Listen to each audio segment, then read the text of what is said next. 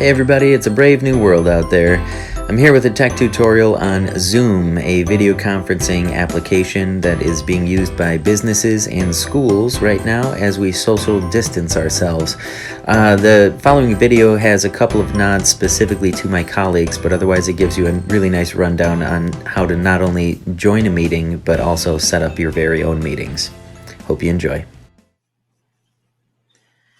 Hey everybody, I'm going to give you a quick rundown on how to work with Zoom to provide staff and students meeting spaces under our new parameters in the world right now. The district has provided us access to Zoom. If you go to the bottom left-hand corner of the screen, click on the little circle that's there and simply type in Zoom. You will find that the application is right here. Now, what I recommend that you do at this point, though, is to right-click on it. It gives us several options here, and what I'll recommend is that you click Pin to Taskbar. When you click Pin to Taskbar, what it's going to do is it's going to show up, as you see right here, right down here at the bottom. Okay, so we have Zoom already set at the taskbar, and that'll make it nice and friendly for you to grab anytime that you need it.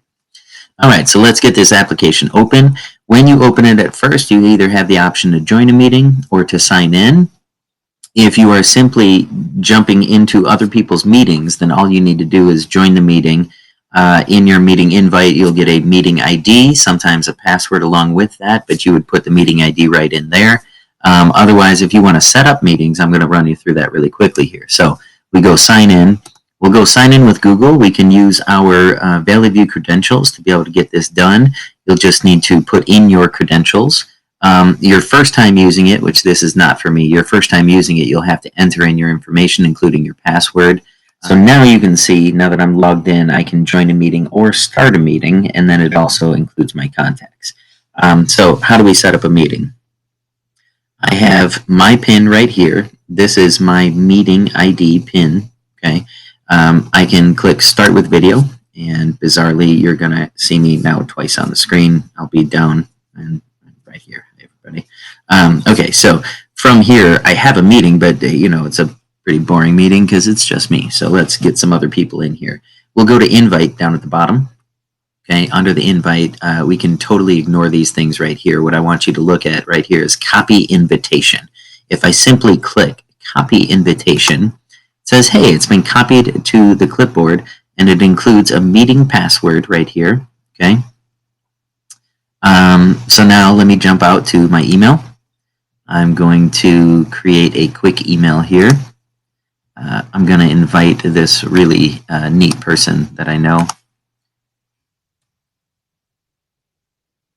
Hey, I know that guy.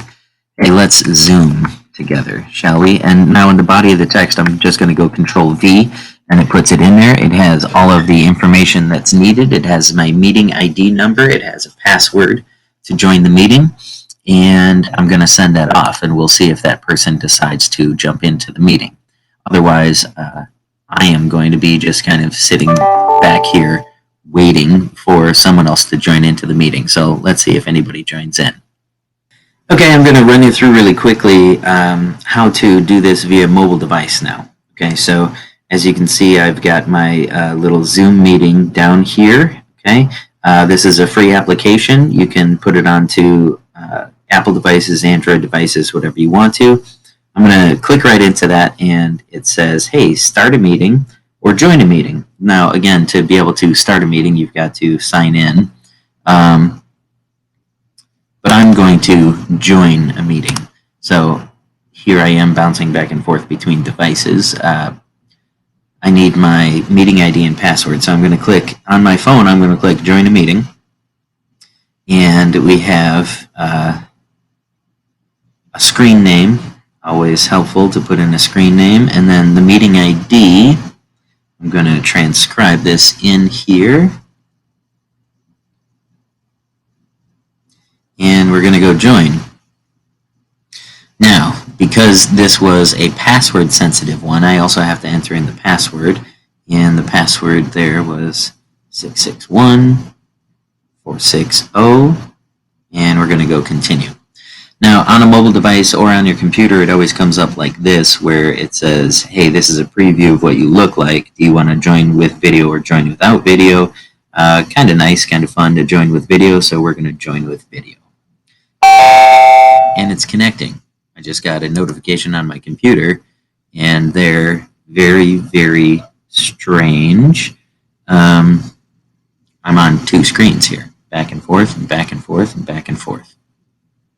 Hey, when you have your meeting set up, the next things to consider are some of the other tools that are offered here. Just one in particular that I'm going to run by you is the little chat window dialog box over here. Under the chat window, if you have any participant in there that cannot get their audio correct, what they can do is open up a chat window and say to you that their audio is having problems. And then I'm notified on my screen. Everybody gets this sort of chat text thing that says, hey, my audio is messed up. And so they can chat in while everybody else sort of talks in. One last thing just to notice about this is right now I'm having a meeting with myself, which is strange in itself. But when you have a classroom or a much larger meeting going on, this whole box would be divided up several times all around, getting a view to everybody that's in the meeting. When someone's speaking, then they become the focal point of that. And then when you're quiet, you're just in what's called the gallery. The gallery is just everybody that's in on the meeting. So it does a nice job to put a focal point on it.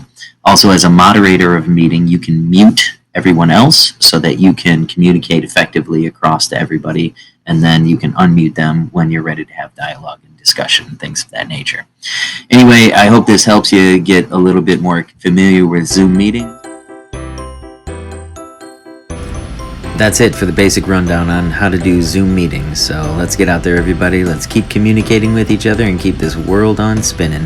Thanks for joining. See ya.